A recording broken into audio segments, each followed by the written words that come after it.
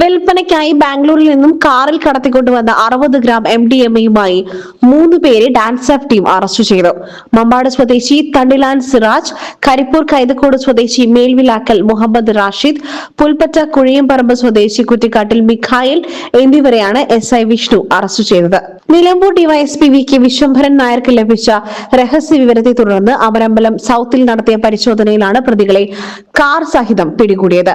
ബാംഗ്ലൂരിൽ നിന്നും കേരളത്തിലേക്ക് രാസലഹരി എത്തിക്കുന്ന സംഘത്തിലെ പ്രധാനികളാണ് പിടിയിലായത്. പിടികൂടിയ MDMA-ക്ക് വിപണിയിൽ 2 ലക്ഷത്തോളം രൂപ വില വരും. പ്രതികളിൽ നിന്നും 35,000 രൂപയും ഒരു എയർ ഗണ്ണും ഇലക്ട്രോണിക് ത്രാസും കണ്ടെടുത്തു. പ്രതികളെ നിലമ്പൂർ കോടതിയിൽ ഹാജരാക്കി. ഡാൻസ് എഫക്കുകളായ Sunil Mambad, Abhilash Kaippini, KT Ashif Ali, Nipin Das T, Jose Jacob, Sajeesh P എന്നിവരടങ്ങിയ സംഘമാണ് പ്രതിയെ പിടികൂടിയത്. SS Gold, Pure Gold. SS Group, Nilambur.